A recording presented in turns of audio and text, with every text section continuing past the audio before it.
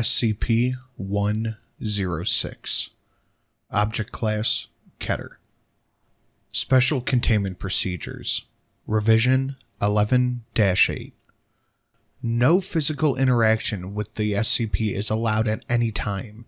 All physical interaction must be approved by no less than 2/3 vote from 05 Command. Any such interaction must be undertaken in an AR2 maximum security site. After a general non-essential staff evacuation, all staff, research, security, D-class, etc., are to remain at least 60 meters away from the containment cell at all times, except in the event of a breach. 106 is to be contained in a sealed container, comprised of lead-lined steel. The container will be sealed with 40 layers of identical material, each layer separated by no less than 36 centimeters of empty space. Support struts between the layers are to be randomly spaced. The container is to remain suspended no less than 60 centimeters from any surface. ELO ID electromagnetic supports. Secondary containment area is to be comprised of 16 spherical cells, each filled with various fluids and random assembly of surfaces and supports. Secondary containment is to be fitted with light systems, capable of flooding the entire assembly with no less than 80,000 lumens of light instantly, with no direct human involvement. Both containment areas are to remain under 24-hour surveillance. Any corrosion observed on containment cell surfaces, staff members, or any other site locations within 200 meters are to be reported to site security staff immediately. Any objects or personnel lost to 106 are to be deemed missing or KIA. No recovery attempts are to be made under any circumstances. Note: continued research and observation has shown that when faced with highly complex random assemblies of structures, the SCP can be confused, showing marked delay on entry and exit from said structure. The SCP has also shown aversion to direct and sudden light. This is not manifested in any form of physical damage, but a rapid exit to the, quote, pocket dimension, end quote, generated on solid surfaces. These observations, along with the lead aversion and liquid confusion, have reduced general escape incidents by about 43%. The primary cell has also been effective in recovery incidents, requiring recall protocol. Observation is ongoing. 106 appears to be an elderly humanoid, with general appearance of advanced decomposition. This appearance may vary, but the rotting quality is observed in all forms. The SCP is not exceptionally agile, and will remain motionless for days at a time, waiting for prey. 106 is also capable of scaling any vertical surface, and can remain suspended upside down indefinitely. When attacking, the SCP will attempt to incapacitate prey by damaging major organs, muscle groups, tendons. They pull disabled prey into the pocket dimension. 106 appears to prefer human prey in the 10 to 25 years of age bracket. The SCP causes corrosion. It affects all solid matter it touches, engaging a physical breakdown of materials in seconds after contact. This is observed as rusting, rotting, or cracking of any material, the creation of a black mucus-like substance similar to the material coating SCP-106. This is effective particularly in detrimental to living tissues. It's assumed to be pre-digestion.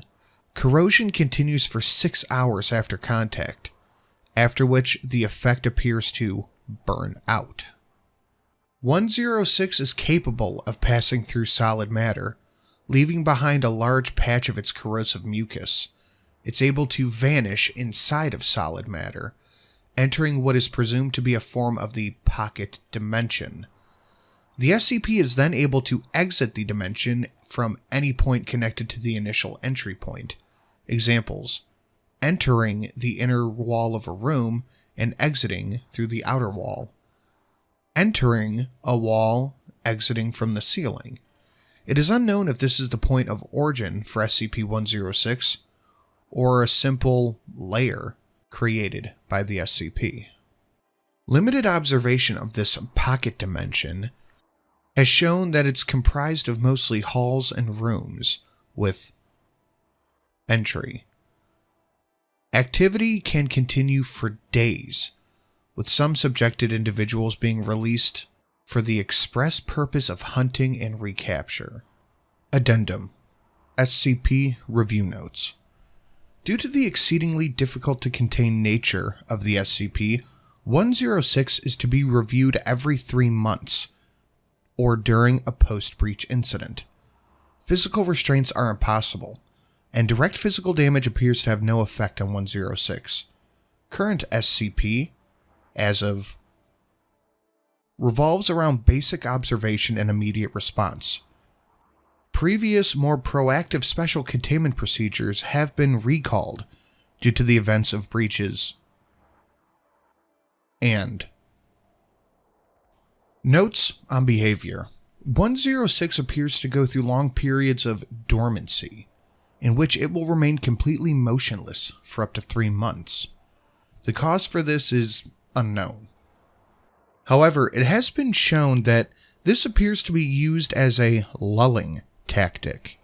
106 will emerge from this state very agitated, and will attack and abduct staff and cause gross damage to its containment cell, and the site at large.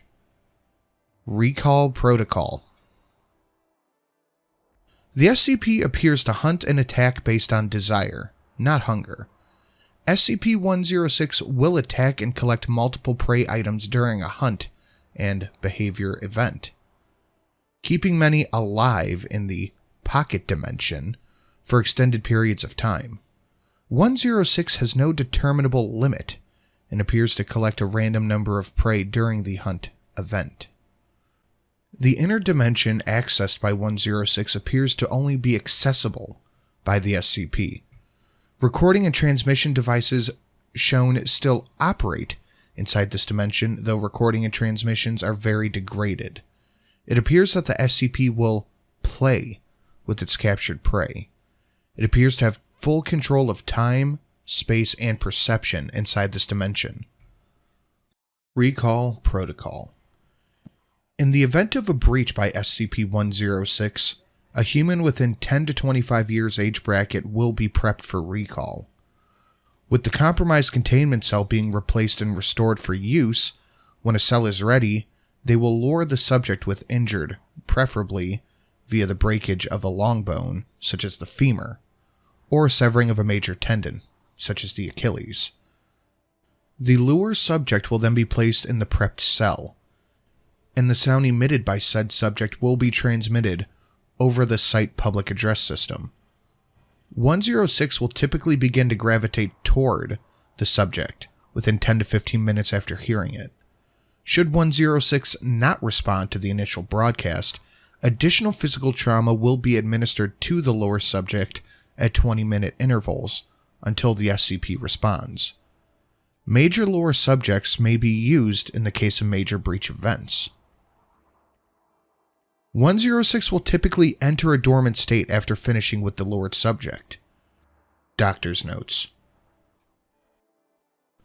I would like to here again state that SCP-106 is not, as is commonly believed, a basic predator, on par with an advanced shark. SCP-106 is a sentient being, albeit a totally alien one. The SCP appears to be aware of several things beyond the scope of pure instinct and genetic memory. 106 consistently breaches at moments where recovery and containment are most difficult. A fox may see his way out of a trap, but only a man will wait for his captors to look away to escape. Dr. Alloc.